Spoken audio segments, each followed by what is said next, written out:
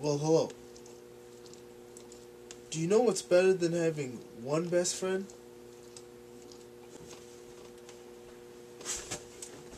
Two best friends.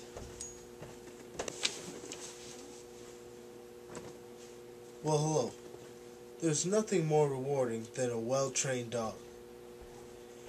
That is why I am a professional dog walker. As you can see, I have a very fine specimen laying to the left of me.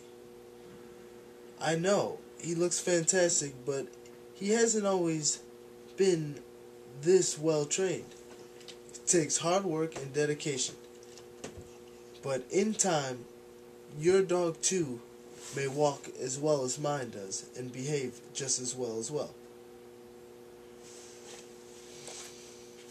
Hi, my name is Connor Douglas, and I'm a professional dog trainer.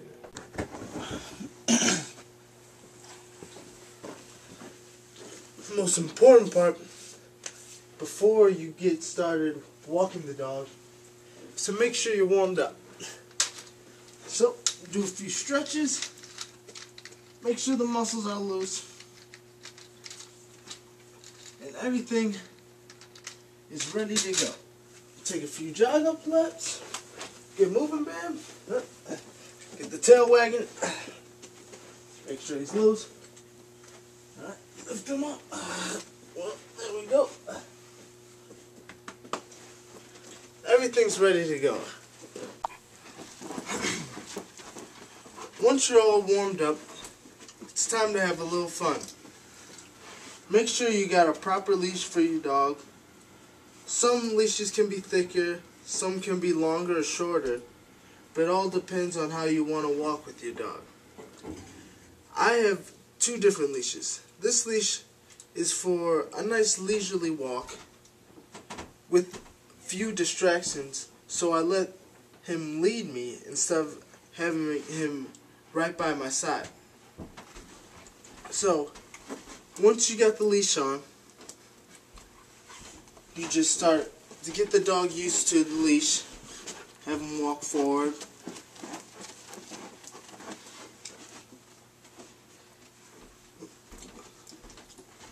Yep. Once he gets used to it and relaxed, then you know he's paying attention to you.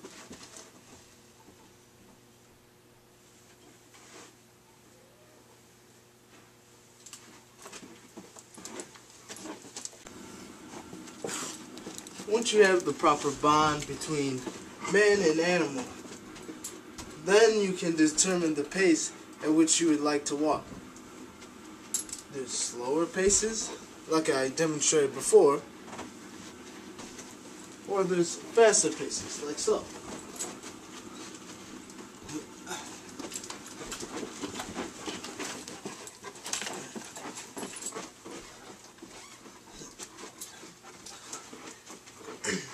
Faster pace will be a better workout for you and your dog. But you just have to make sure your dog's in good enough shape, like this sturdy one right here is, to go at almost at a jog or a run pace.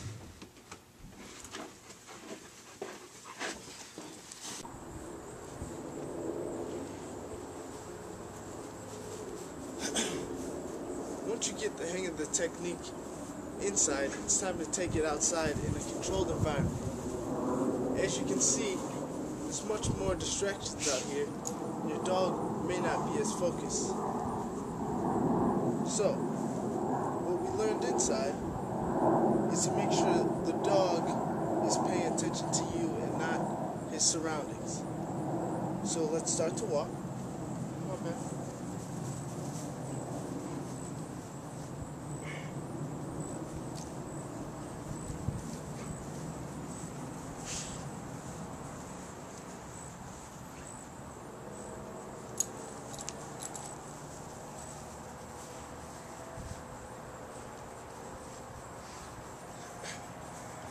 Notice when the dog starts to pull, I stop.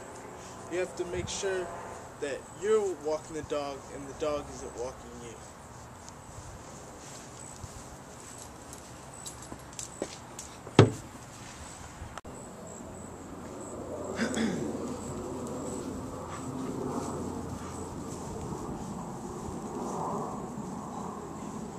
once you got the hang of walking with one dog and you're looking for a challenge, you can always bring in another dog. This is my special guest, Diesel, and let me introduce you to my original guest, Bam Bam, on the left of me. There's many ways to walk two dogs and different techniques that you can use.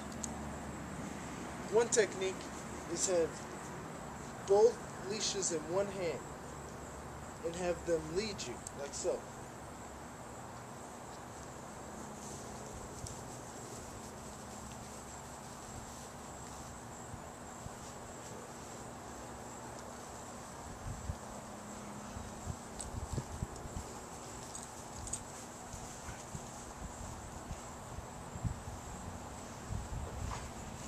The technique I prefer is have one leash in one hand, because as you can see I have bigger dogs which have more power. It's easier to control them individually with one arm than it is both of them with one arm.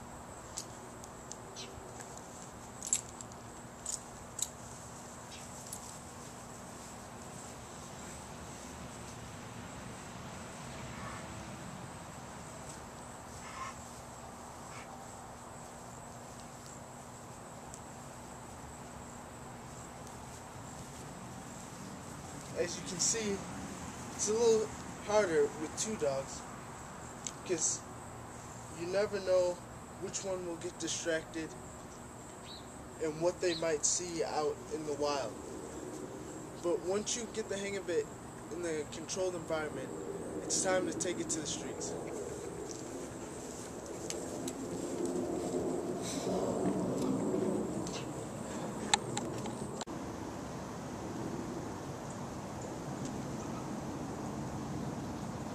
Finally do get outside, safety first is the most important thing, especially when crossing the street.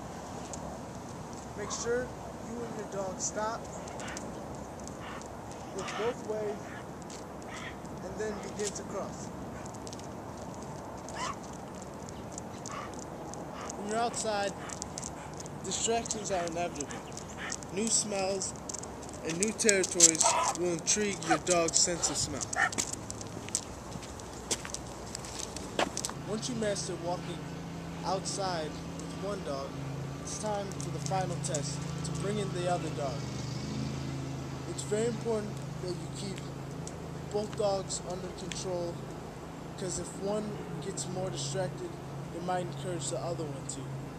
So if you stick to the techniques that we practiced earlier, then they won't get overly distracted or distract each other from walking in a straight line and properly. So let's begin. Once you've mastered this, you are one step closer to being a professional dog trainer.